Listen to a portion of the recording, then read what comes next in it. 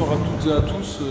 Conférence de presse du FC Progrès Niederkorn officiel pour la présentation de notre seconde recrue estivale en la personne de Ryan Amofa ici présent, qu'on va présenter au fur et à mesure des questions des journalistes et vous expliquer le choix de cette seconde recrue après l'annonce d'Antoine Mazur, notre nouvel attaquant la semaine passée. On remercie Nico pour sa fidélité en tant que partenaire officiel du club avec sa brasserie restaurant Lo Stadio à Niederkorn. D'ailleurs, vous pouvez suivre tous les matchs de l'Euro chez lui en mangeant des pizzas ou des pâtes au choix. Donc n'hésitez pas à venir à Niederkorn. Ça fait jamais de mal de faire un peu de pub à ses fidèles partenaires. Voilà. Bonjour. Bonjour. Comment vous êtes arrivé ici, tout simplement, déjà? Ça a commencé avec mon représentant qui m'avait demandé si j'étais intéressé par le Luxembourg. Et ensuite, il y a eu un échange avec Thomas et le coach. Et l'échange a été bon et ça s'est fait assez rapidement.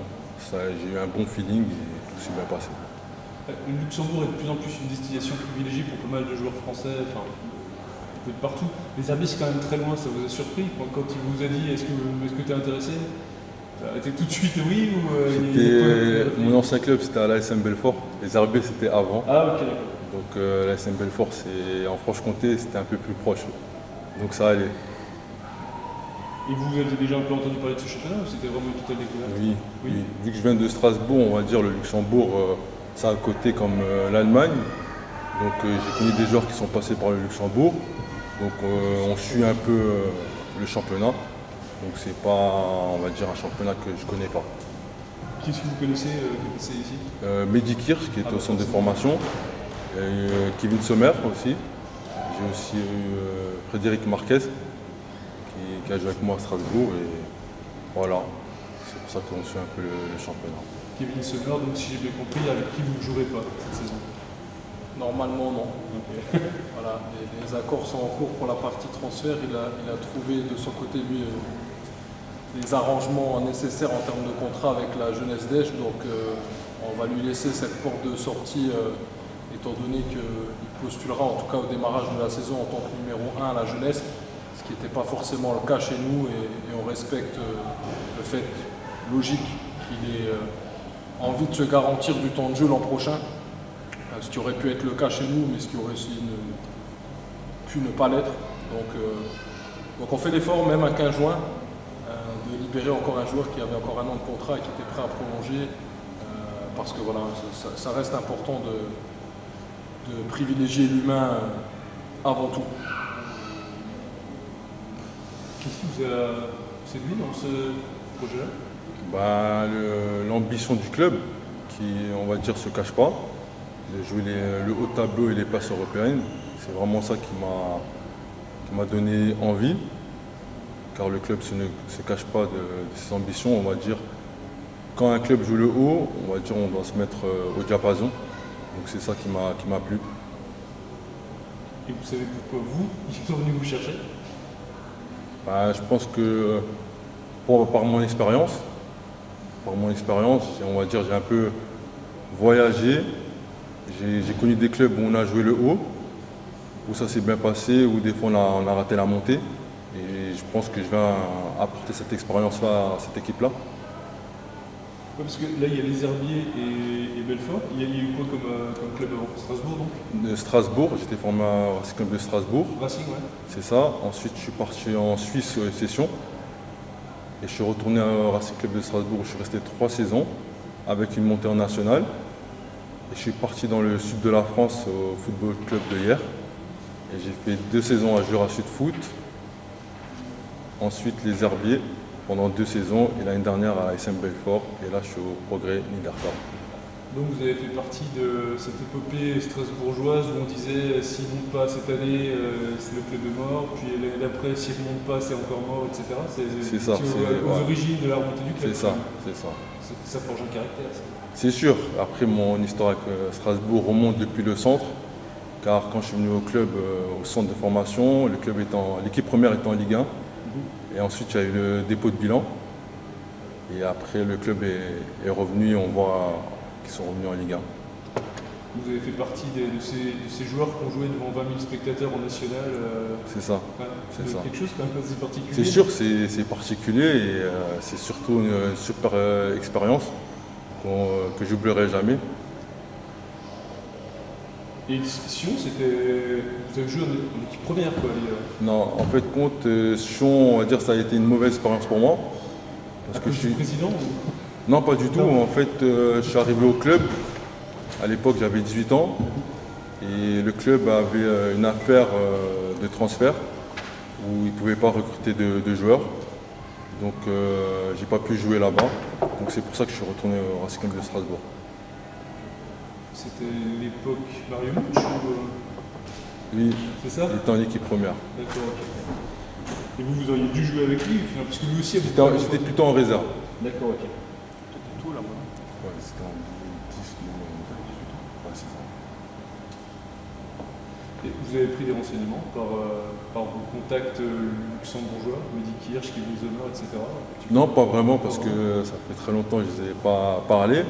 Mais quand j'ai eu l'échange avec Thomas et le coach, j'ai senti que c'était un club sérieux, qui font les choses intelligemment. Et après, c'est vrai que j'ai des amis qui connaissent le Luxembourg, qui ont travaillé au Luxembourg, et j'ai entendu que des bonnes choses du club.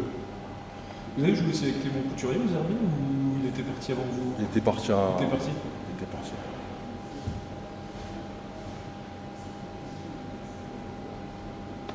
Super, merci. Pas de souci. Brian, quelles ont été tes premières impressions lors de la visite des nouveaux locaux, l'installation, le stade? J'ai trouvé des bonnes installations, une bonne structure.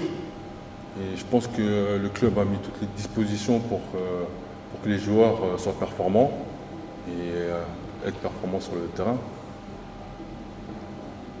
Ensuite, une question, je ne sais pas si c'est un chiffre fétiche, mais on demande toujours ça aux joueurs.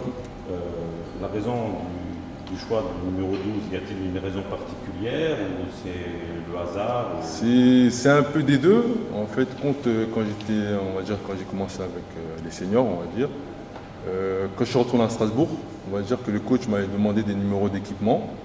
Et en fait, le numéro 12 était le meilleur qui sortait. Et ça m'a suivi dans tous mes clubs où j'étais. Donc voilà pourquoi. Je vois qu'il y a 3 postes qui sont renseignés sur ta fiche. Mais ça va de milieu relayeur à milieu défensif à défenseur central. Il y en a un que tu préfères quand même ou que tu privilégies?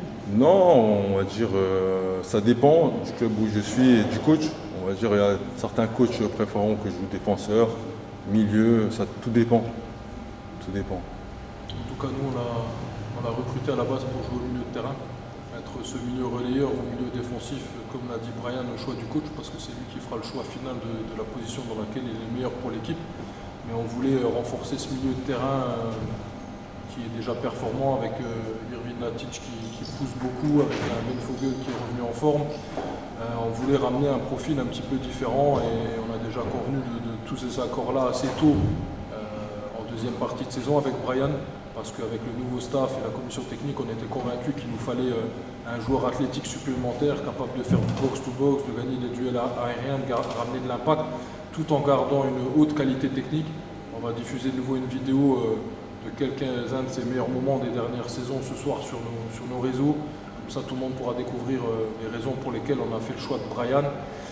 Voilà, on a Lamine Ba qui s'est bien imposé en défense centrale sur la deuxième partie de saison, qui a aussi amené de la qualité dans le jeu aérien. On voit qu'il y a beaucoup d'équipes quand elles jouent contre nous qui ont tendance à mettre des longs coups de pied arrêtés, même depuis leur camp vers nos 16 mètres pour essayer de créer le danger. Je pense que si vous avez 4-5 éléments de qualité au niveau du jeu aérien dans l'équipe, c'est positif défensivement, mais ça l'est aussi offensivement, parce que Brian, dans les 7 seuls matchs malheureusement à cause du Covid qu'il a pu jouer à Belfort, il ne faut pas oublier qu'il a marqué 3 buts en jouant au milieu de terrain. Donc ça va être aussi un atout offensif supplémentaire pour le progrès, étant donné qu'on a des bons tireurs de coups de pied arrêtés. Mais la dernière raison, c'est aussi sa polyvalence. Parce qu'aujourd'hui, on a toujours un point d'interrogation à côté de Tim Hall, à côté d'Aldin Skenderovic, voire du petit Latic. Donc il se peut qu'on l'ait pris pour jouer au milieu dans l'idée de départ et qu'il se retrouve défenseur central. Mais une nouvelle fois, ce sera le choix des coachs. On va savoir ces petites modifs dans les prochaines semaines au niveau de l'effectif. Ils font partie intégrante de notre projet, donc on joue le jeu avec. Et c'est vrai que d'avoir Brian dans l'effectif, ça offre des possibilités supplémentaires à 2 voire 3 positions sur le terrain. Et on l'a trouvé, nous, efficace sur ces 3 postes. C'est surtout ça l'important. C'est toujours bien de jouer plusieurs postes, mais si on a un qu'on joue mal, ça ne sert pas à grand-chose. Donc, dans ce cas-là, plus son expérience, parce qu'on voulait absolument quelqu'un qui arrive formé et prêt à jouer. Et c'est pour ça qu'on a vite trouvé un accord avec Brian, parce qu'avec l'expérience qu'il a déjà eue, il est prêt à jouer directement et à amener peut-être justement cette expérience au niveau du milieu de terrain ou de la défense du progrès qui nous a peut-être manqué par moment cette saison. Les coachs ont souvent souligné un léger manque de leader et Brian a toutes les caractéristiques pour en devenir un de l'équipe rapidement. Et voilà, c'est tout ce qu'on lui souhaite. Merci. Une petite dernière. Pas de souci. Brian, le long de ta carrière, est-ce que maintenant le progrès, cette nouvelle étape, est-ce que c'est la première fois de ta carrière que tu vas équiper en jaune et noir ou tu as déjà connu des couleurs jaune et noir avant? Dans le sud, c'était du jaune, donc jaune et noir, on va dire que c'est la première fois. Voilà. Peut-être la dernière. Peut-être aussi, hein. Ce serait bien. Ça serait bien aussi. C'est-à-dire que tout se passe bien. Signé pour combien de temps? 2 ans? 3 ans? 2 saisons. 2 saisons fixes et puis bien évidemment on verra au coup par coup en fonction aussi de ses performances, de son ressenti à lui, comment fonctionne d'habitude. Voilà, sachant que les garçons dont on est satisfait et qui veulent rester, comme tu le sais, ils rentrent jamais dans leur dernière année de contrat, donc en fin de compte l'année 2, elle va vite se transformer en autre chose si tout se passe bien donc, et si tous les partis sont d'accord. Donc voilà, l'idée. Je crois qu'il a moins l'idée de rebondir maintenant en Ligue 2, en Ligue 1 ou à l'étranger. C'est moins le même cas de figure que John Irvine ou Aldine. Donc on est plutôt parti pour s'inscrire en étant son dernier club. Ça voudrait dire que tout se passe très bien. Voilà.